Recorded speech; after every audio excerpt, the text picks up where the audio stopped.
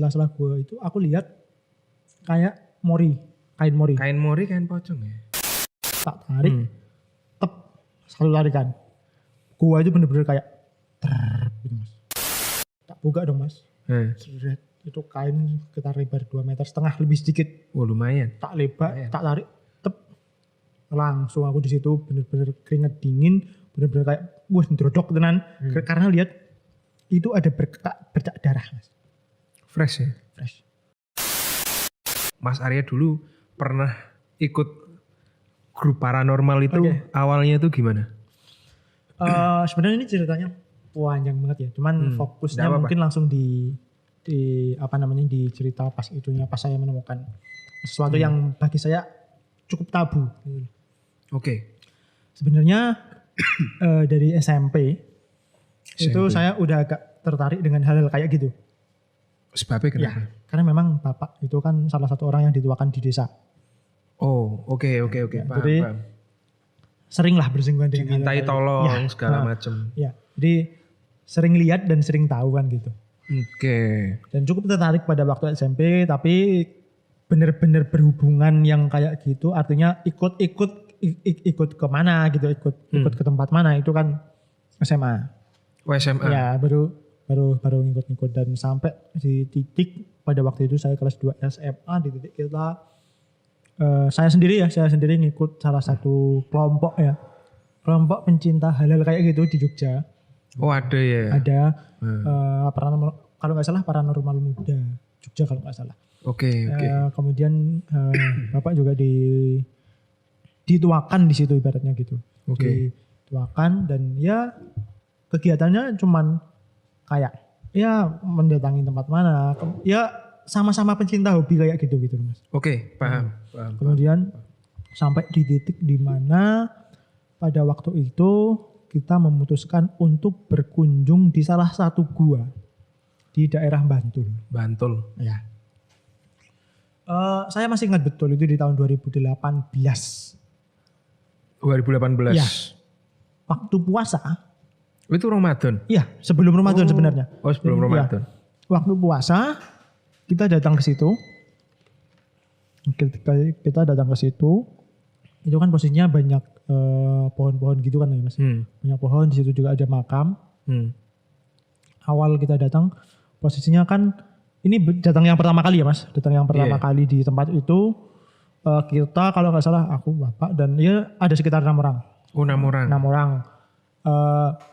Kita datang ke situ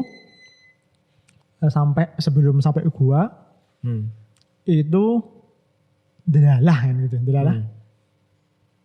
Saya pengen kencing. Oh pengen kamar mandi. Itu belum di dalam gua. Belum di dalam gua. Aku ingat pada waktu di jalan sebelum posisi masuk gua itu kan lewat jalan kaki dan harus menyusuri beberapa kayak hutan gitu loh mas. Oh berarti mobil nggak bisa langsung ke sana? Nggak bisa. Mobil itu hanya bisa parkir di pinggir jalannya menuju pantai-pantai itu ya, jalan-jalan. Nggak sampai pantai tapi memang agak pesisir gitu. Saya mau masuk ke situ, saya ingat tadi aku lewat kayak semacam aliran sungai kecil gitu loh.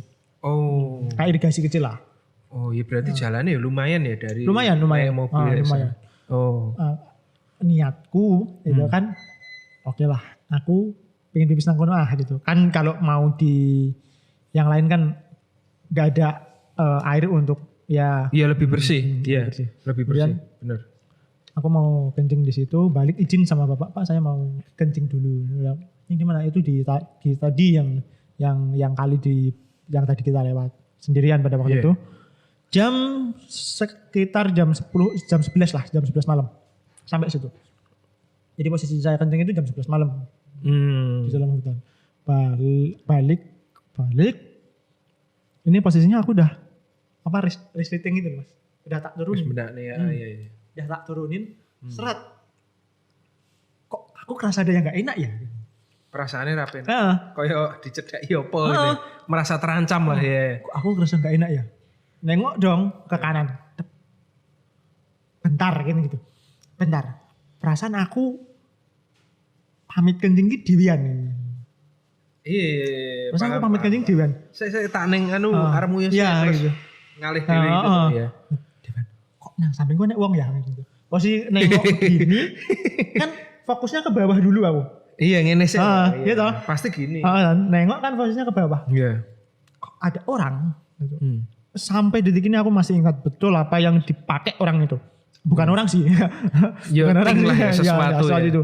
Dia bentuknya itu pakai kayak semacam apa ya Mas? Orang Jawa lah, orang Jawa laki-laki itu. Beskap. Bukan beskap. Orang kayak jari apa ya? Iya, kayak hem tapi hem langsungan itu loh Mas. Oh, lurik. Iya, kayak lurik tapi polos. Polos. Polos warna putih tapi kotor. Iya. Celananya juga kayak gitu. Oke. Nengok dong.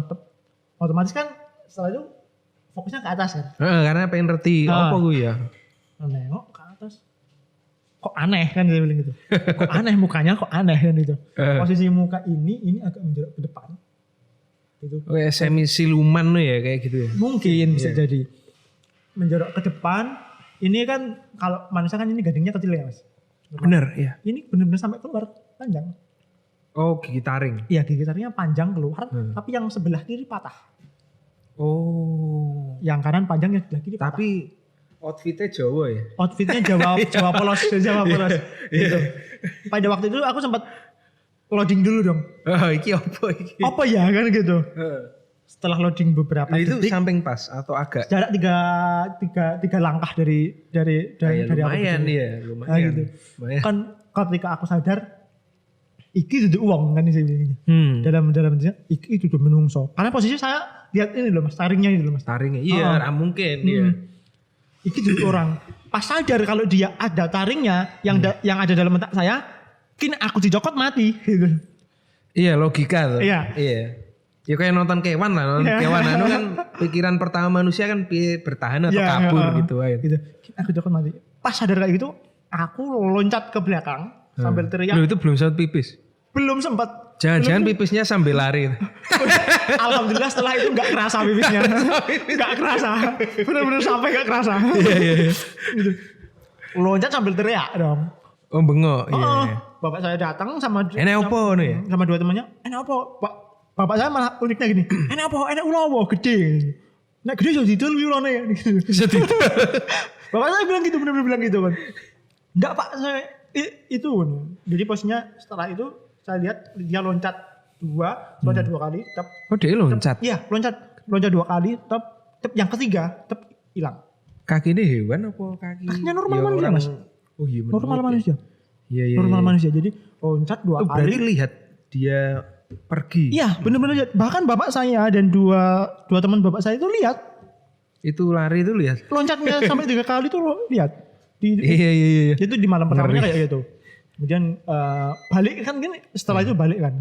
Mas Arya sendiri itu dari lahir memang punya kelebihan apa? Enggak, kalau belajar atau gimana? Kalau dibilang dari lahir punya kelebihan enggak, cuman memang karena bapak saya sering kayak gitu, 1-2 kan enggak mungkin saya kepingin cuman lihat aja kan enggak mungkin, kayak cuman ikut-ikutan kadang-kadang, ikut-ikutan kayak kalau semisal kayak gini harusnya kayak gini gitu. Kayak pengen kayak gini caranya kayak gini gitu.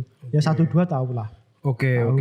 Dan memang setelah SMA, setelah masuk kuliah itu pengen kayak enggak di luar sana itu banyak orang yang stereotipnya tentang kayak gitu melulu tentang manut yang penting kayak ngono gitu. Maksudnya itu kayak misal si objek dukunnya bilang ayo sebenarnya A gitu. Nah, memang pada waktu itu saya nggak terlalu suka dengan pemikiran kayak gitu loh. Karena kan kayak gitu bisa salah bisa bener kan gitu. Jadinya memang cari banyak pengalaman kayak gitu, referensi kayak gitu loh. Oke. Kemudian ini lanjut ke cerita tadi. Setelah itu kan pulang, nggak ada apa-apa. Pulang itu pulang habis dari gue. Iya, pulang dari apa? Oh, ke gue berarti nggak ada apa-apa. Pertama kali ke gue nggak ada apa-apa. Iya. Kemudian pulang sorry lupa tadi ke gua tadi tujuannya buat survei. Yang pertama survei dulu. Iya. Yang pertama survei dulu. Oke. Kok enggak ada apa-apa? Pada waktu itu belum sampai masuk guanya ya, Mas. Benar-benar cuma di luar aja. Setelah itu karena ada kejadian kayak gitu pulang.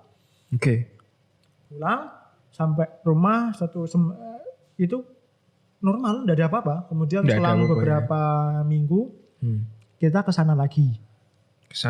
Niatnya pengen masuk gua. Oh, masuk gua. Ya, dengan orang yang lebih banyak atau dengan orang yang lebih sedikit. Oh, lebih sedikit malah. Lebih sedikit. Jadi kesana lagi 3 orang. Oh, 3 orang tok. Iya, 3 orang tok. 3 orang termasuk bapak, jenengan sama satu lagi. Sama satu lagi itu teman saya, lebih tua daripada saya. Cuman ya bisa dikatakan dia memang teman main lah, teman main. Ya, konco dolan lah ya. Teman main lebih tua dari saya gitu. Nah, itu ke situ karena posisinya puasa pada waktu itu Mas ke situ. Oh, pas puasa ya? Puasa, pas puasa jadi malam itu harusnya orang normal tarawih, kita malah kebiasaan ke sana. Nah, kenapa pemilihan waktunya pas puasa? Karena gini Mas. Sebelum itu Bapak bilang gini. Enggak tahu kenapa kok tiba-tiba aku diundang ke sana ya gitu. Bapak cuma bilang kayak gitu. Wangsit. Bapak cuma bilang kayak gitu. Kok aku tiba-tiba diundang ke sana ya? Sesuk diterke ya. Iya. Oke. Kayaknya Bapak merek kayak gaman gitu. Oh, apa jenenge barang ya? Iya, enggak. Ya. Pegangan hanya. Ya, cuman Bapak enggak menyebutkan itu apa ya. Yang penting kayak, sesuatu lah ya. Kita Bapak masih kayak gaman gitu. Oke. Ke sana itu posisi 3 hari sebelum Lebaran. Jadi puasa terakhir. Oke. Wis arep meh Lebaran. Iya, jadi kita ke sana. Kan pasti sepi kan otomatis. Ya pasti ya, orang pada mudik, enggak ada yang wisata kembali sih ya. Iya. Ya, cepat kita sampai sana malam, kita sana ya itu di salah satu gua. Jadi posisinya di guanya kan ada 2 Mas. Oke. Bawah kemudian yang agak sedikit atas. Kemudian itu dipisahkan sama itu di dalam guanya ada air gitu juga. Dua-duanya ada. Dua-duanya ada. Iya. Okay. Yang pertama saya masuk yang pertama dulu. Cuman pada waktu itu Bapak enggak ikut masuk. Cuman saya aja sendiri yang ngecek ke dalam yang gua yang bawah itu normal, enggak ada apa-apa. Maksudnya guanya ya normal gitu. Yeah. Setelah sampai keluar itu modal center ke dalam gitu ya. Modal center aja. Iya, oke. Sampai keluar, sampai di luar itu Bapak sama teman saya itu ngeliatin ular. Ular maksudnya? Ular ulang kalau nggak salah. Tahu ulang kan Mas? Yang belendeng kuning hitam. Aku mudeng. Tahu. Itu benar-benar ularnya bentuknya zigzag. Oh. Ularnya bentuknya zigzag. Anunya tuh motifnya tuh? Atau motifnya kuning hitam badannya itu zigzag ini, melaku. Diem. Oh, diem. Posisi pas aku naik, ularnya udah diem ya. Enggak tahu kalau di luar gua di dekat pintu masuk gua. Kok yang jago gitu ya istilahnya. Enggak tahu, cuman posisinya pas aku keluar, Bapak sama teman saya lagi nyanterin itu dan posisinya agak ya cukup jauh lah. Kan gitu. Saya udah bilang gini Mas. Pak, kan saya dulu kalau sama Bapak kan harus menggunakan bahasa krama kan gitu. Karena konteks kita dalam keluarga diwajibkan kayak gitu kan gitu. Benar. Oke. Kayak Pak niku ulon apa keris? Karena pikiran saya katanya Bapak mau dikasih gaman kan gitu. Iya, ojo kuwi kan. Dalam pikiran saya kan kayak gitu. Iya. Pak niku ulon apa keris kan gitu. Bapak saya bilangnya, "Lah buruhmu ulo apa keris?" Nggih ulo kan. Heeh. Nggih ulo. Cuman dalam hati itu kayak kok nek ulo kayak gini gitu loh Mas. Kok nek ulo kayak gini gitu. Dan oke. Setelah itu selang 5 menit lah, sekitar 5 menit sampai 10 menit lah kalau nggak salah kan pada waktu itu kita nggak lihat jam sih. Cuman kira-kira 5 sampai 10 menit ularnya pergi. Oh, pergi. Oh. Pergi masuk ke gua apa pergi ke keluar gua gitu ya? Keluar gua arah hutan. Oh. Keluar. Tapi yang bikin unik kan di situ banyak semak-semak daun jati gitu Mas. Oke. Kita tahu kalau ular itu jalan. Dan kalau dia masuk dalam daun kering itu kan masih ada suara. Iya. Iya. Paham.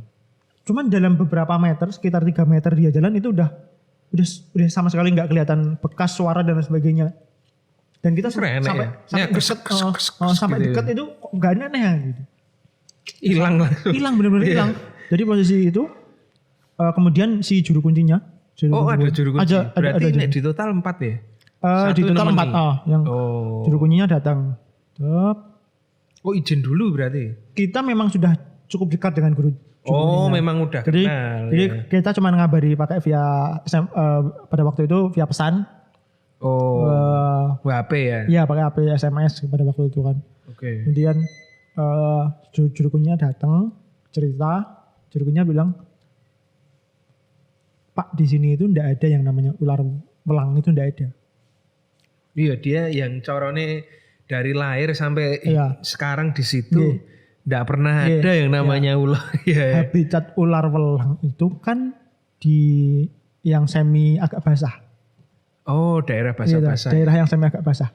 Lembab. Dekat pantai kering. Dia nggak mungkin nyasar tekan kono juga sih ya. Dia bilang secara logika mawon loh Pak. Nek ting mriki antar ular welang kan mboten mungkin kan gitu. Iya. Kalau ular kobra mungkin masih bisa. Tapi kalau ular-ular itu enggak mungkin kan gitu. Dia bilang gitu. Ya mungkin itu tadi yang mau dikasihkan sama jenengan.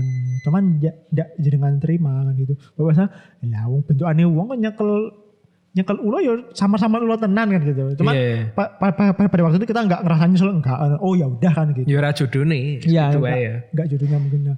Setelah itu juru kunci pamit dan dia mengizinkan kalau misal mau cek di gua yang atas enggak apa-apa gitu. Karena memang dua gua itu fungsinya beda. Oh maksudnya gimana? Yang gua bawah itu fungsinya memang buat orang-orang yang pengen katanya ya kata juru kuncinya dia yang pengen yang berhubungan dengan yes kayak supranatural lah. Kayak apa? Supranatural kayak uji nyali kayak pengen ketemu yang A, B, C gitu yang bawah. Nah kalau yang gua atas itu dikhususkan untuk kayak semacam pesugihan. Oh dia khusus untuk berarti caranya logikanya jinnya beda gitu ya? Mungkin. Iya logikanya gitu. Kemudian si jurukunnya mengizinkan kalau mau atas tidak apa-apa, kalau ada apa-apa, misal nemu apa-apa di bawah tidak apa-apa. Intinya jurukunnya tidak bisa mendampingi karena ada acara. Tapi tempat itu jujukan loh Mas?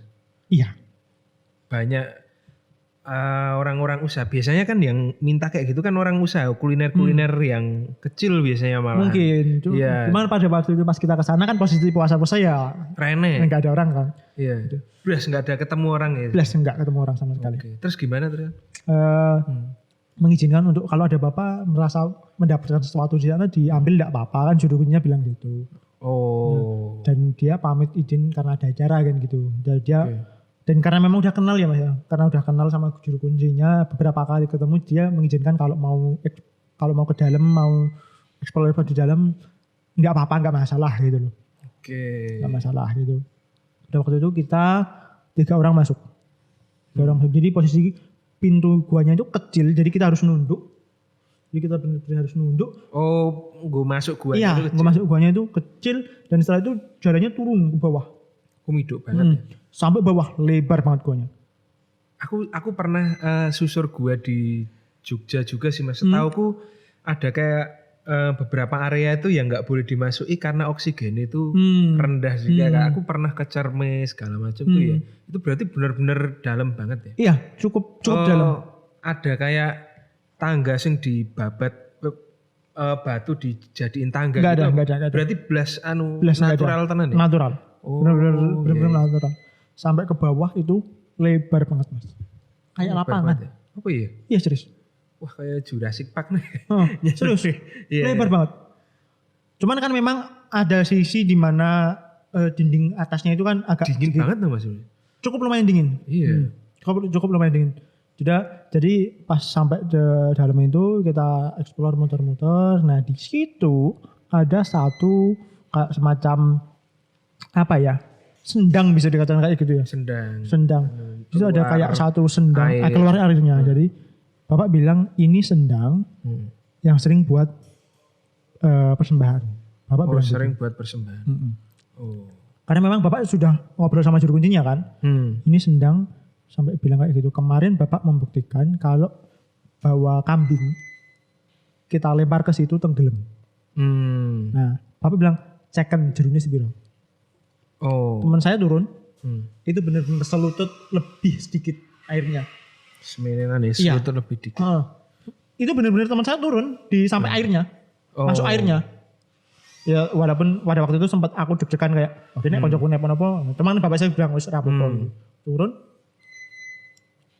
benar-benar segitu. Tak pikir-pikir kalau kambing dimasukkan ke situ ya harusnya tetap enggak hilang kan, harusnya. Enggak mungkin masih kepalanya masih segini. Kemudian bapak saya bilang, bapak tak metu sik. Kan arep golek-golek apa ora apa-apa gitu.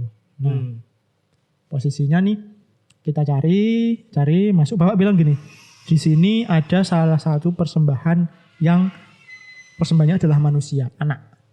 Wah, anak. Ibaratnya nek level-levelnya ya Mas. Iya. Ini sing pengen sing. Kalau kamu nggak percaya, kamu cek ke dalam situ. Jadi di dalam gua itu kayak ada semacam gua kecil lagi. Ada pintunya lagi, masuk cek ke situ. Kita berdua masuk. Kagetnya kita ada tengkorak belum di situ. Tengkorak manusia. Tengkorak manusia. Oh, kita nggak berani dekat. Nggak berani masuk dekat. Kan bapak bilang iseng penting aja mbak rusui gitu. Oh. Ya, kita lihat benar-benar tengkorak Mas. Tengkorak ya. Balik keluar lagi. Aku sama temanku gini. Kena Dewi Bali. Kok kayak tiranmu apa ya gitu. Oke. Sampai di titik itu tiba-tiba aku karena dia mau wis rati juga.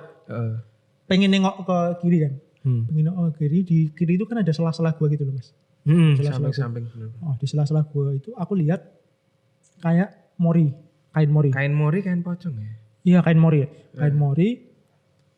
Kayak kain mori dilipat gitu posisinya. Oh. Dan itu kayak bungkus opo gitu ya, enggak tahu apa. Iya, jadi posisinya kayak kain mori dilipat. Di sela-sela dalam tapi agak dalam, dan posisinya ketika pas aku masukkan tangan kayak gini, ini posisinya pas gini. Nah, ini pas ke dalam ini morinya udah kepegang. Oh. Itu posisinya aku sama temanku bilang, "Coba Raya." Coba. Temanku kan bilang gitu. Kan saya bilang, "Lah aku wis nyoba." Maka aku rawani sama-sama ya apa-apaan. Temanku bilang gitu. Yus tak coba ya. Saya pada waktu itu keyakinan kayak saya minta perlindungan sama yang di atas, baca semampu saya pada waktu itu ya. Baca syahadat, kemudian baca bismillah, tak tarik. Selalu tarikan. Gua itu bener-bener kayak gitu Mas. Kayak pas ditarik. Enek geter ya, iya. Kayak gempa gitu ya. Iya, bener-bener ketika tarik satu lagi. Iya, kainnya. Jadi ketika tarik satu lagi, gua getar lagi. Gitu. Iya. Tarik lagi, gua getar lagi. Getar mana? Saya sampai bilang sama temanku, karena kan takutnya cuman aku yang ngerasain kan. Iya. Takutnya halusinasi karena gara-gara aku megang kain gitu ya. Itu. Iki gua nih getar tenan rasanya. Temanku bilang, "Iya, kok getar ya?" Pas gue narik. Kayak film movie ya, Mas. Tarik lagi, getar lagi. Tapi kalau pas enggak tak tarik enggak, Mas. Oh, ngono ya? Masem. Tarik lagi, getar lagi. Tarik lagi, getar lagi sampai di titik aku benar-benar bisa mengeluarkan semua itu. Kainnya bisa itu. Ucul apa? Ya, jadi kainnya itu dilipat kan kok agak wangi kan bisa. Tor kan dari juru kunci juga mengatakan ngambil opo kan rapopo ya. Terserah kan gitu. Tak lipat, tak buka dong Mas. Itu kain sekitar lebar 2,5 meter lebih sedikit. Oh lumayan. Tak lebar, tak tarik, langsung aku di situ bener-bener keringet dingin, bener-bener kayak ndrodok tenan. Karena lihat itu ada bercak darah Mas. Fresh ya? Fresh. Itu. Bener-bener kayak ndrodokku bukan karena kayak ketakutan melihat darahnya, kayak bayanganku iki barene opo ya. Kok tego gitu loh Mas. Iya. Kok tego dengan kondisi aku melihat bener-bener ini darahnya itu kayak kan gini loh. Berarti kayak persembahan istilahnya ya. Gitu. Kok tego itu bener-bener posisi ini udah karuan kemana-mana nih. Kayak kok iso ya nek wong yang ini kan. Tak buka, saya getar langsung tak lemparkan ke temanku.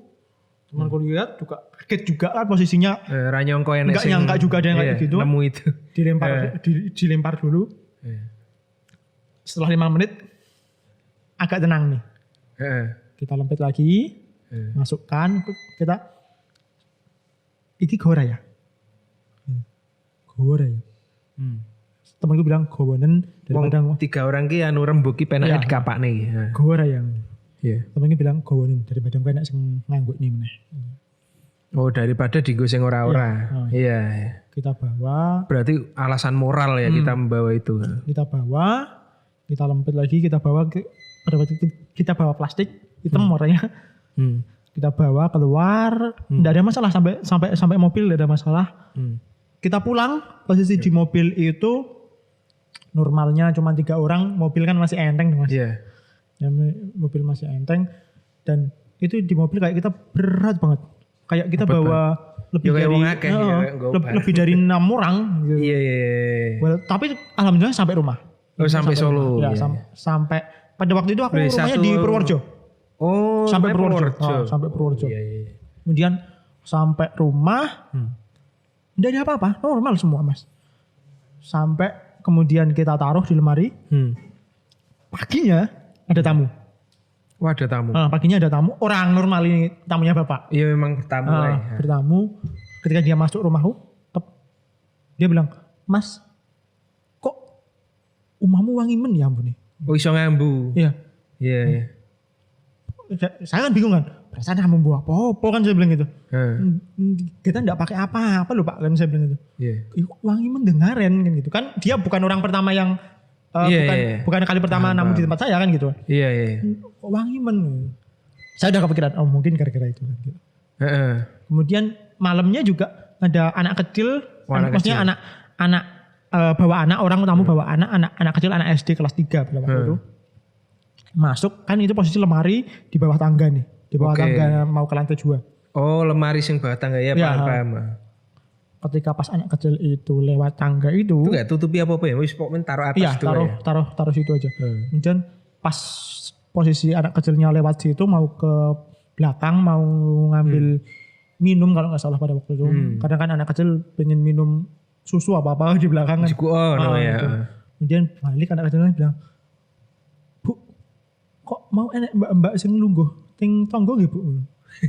Saya langsung bilang, wah iki. Ya jinak kegawa itu berarti ya. Mungkin ya. Kemudian setelah itu morinya itu saya bungkus lagi, saya ikat pakai kain warna kuning.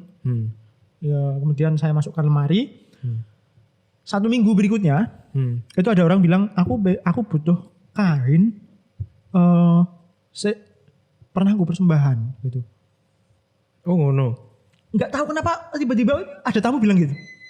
Itu bapak ya nggak kenal ya? Berarti rumahnya Mas Arya tuh memang sering orang kena gangguan apa minta tolong bapak. Iya beberapa kali kayak gitu. Jadi sering ada tamu.